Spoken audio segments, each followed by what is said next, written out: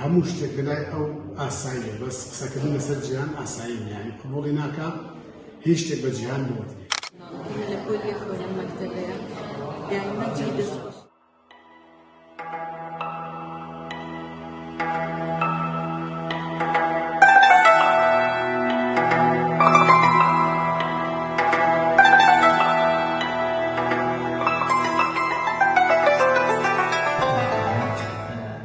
قوتابخانە و هەدەفی قوتابخانە لە هیچ شوێنێک بۆ ئەوە نییە هەمووی یەکەم بێت، هەمووی لە قاقەڕۆدا ببێتە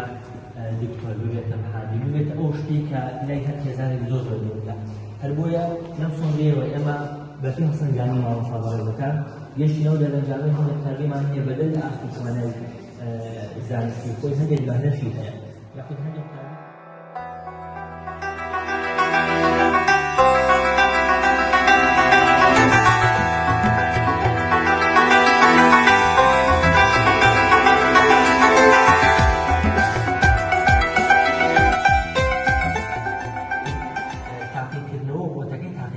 شتێکە تەنها بۆ قوتابی نییە، تەنها بۆ قوتابی مناڵ نییە، تەنها بۆ قوتابی پۆلی حەوت نییە، بۆ نۆ نییە، بۆ ئیلاخیری نییە، بۆ سیستەمی خوێندنی شتێکە جژگیرە. ئەوەی لێرە ئەخیرە من دڵنیام زۆر بەزیادەوە یاخی لەمێ زۆر بەزیادەوە کرێ شتێ بکرێت لەسەر ئالەتی سایکلە بوو بەڕێزە باسی کرد لەسەر ئالەتی سایکلگریان کە چکا یەکەم ئەگەر زوو بخرێت لە بەرگانی هەموو ڕۆژە بەیانیان کاتی نیوەڕای نەبێ نیوەڕایەوە ئیسراحەتەکە ئەبێ خەڵک دانی کە مەسەلە ئەوە نۆش بخرێت.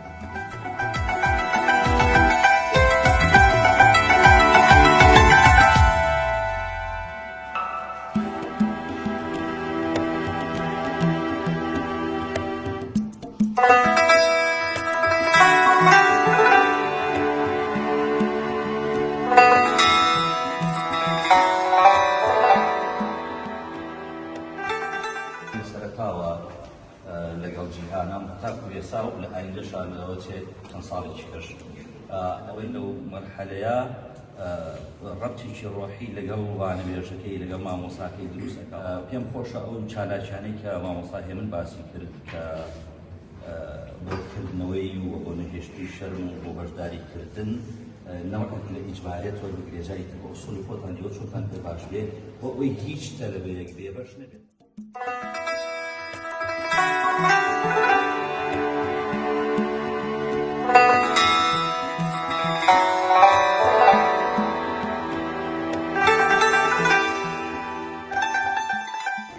من باوکی داهێن جەناب عەبدوڵڵا قوتابی پۆلی شەشەمە لە ئێستادا لە باخچەی ساوایانەوە داهێن تەقریبەن هەر لەگەڵ جیهانە بە سیمای نمونەییەوە تەواو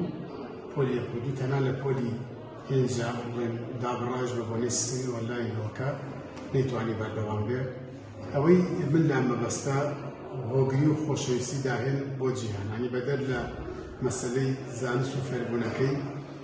پێم سێرانی ئەم حاڵەتە بڵێن مۆجیزەیە کە مامۆستای جیهانی ئەستافی جیهانێکم بەرامبەر بە قوتابیەکانی خوێندکارەکانیان بە شێوەیەک یانی هەموو شتێک لەلای ئەو ئاساییە، بەس قسەکردن لەسەر جیهان ئاسایی نیە، یعنی قبوڵی ناکات هیچ شتێک بە جیهان نەوەتێ. گرنگ نییە لە دەربچم دەرنەچم مهمەوەیە من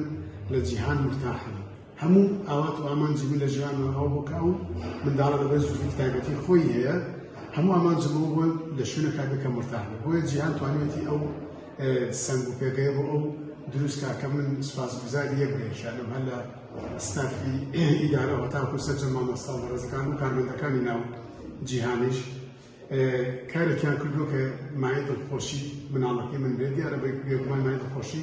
هەمووشیانە و هەمیشە جیهان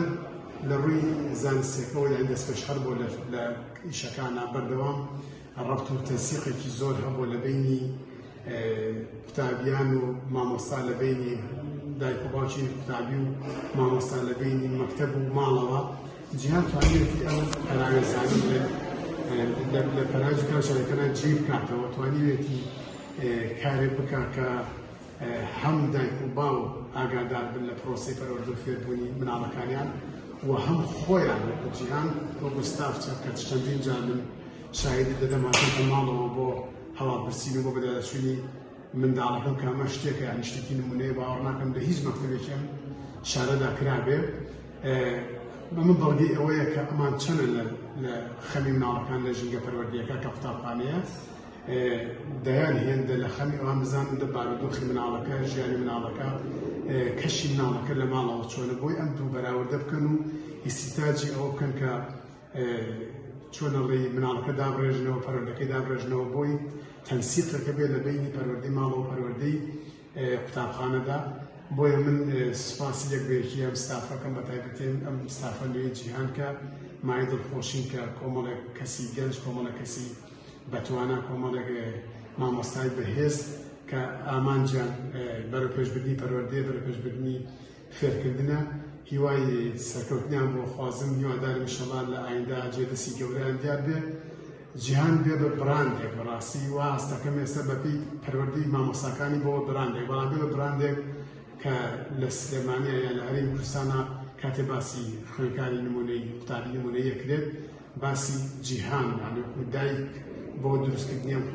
قوتابیانە جیهان بە نمونە بهێنرێتەوە ئینشەڵا ئومێدم هەیە بە چاوی خۆمان ئەوە لە ئایندیشی نزیکار بین و سوپاسانە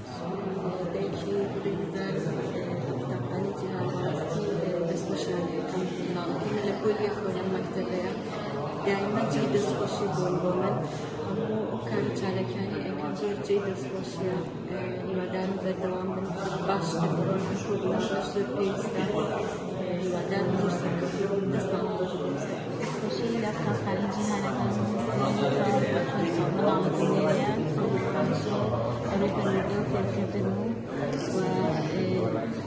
تربێت و هەموو لایەنێک ڕێزان ئێمە ئەمڕۆ وەکو قوتابخانەی جیهانی ناحکومی سلێمانی ڕۆژی شەممە ڕێکوتی 26/2/2022 هەستاین بە ئەنجامدانی کۆبوونەوەی دایمابان بۆ خۆناغەکانی چواربۆنەوەی بنەڕەتی لە قوتابخانەکەمان لە کەش و هەوایەکی پڕ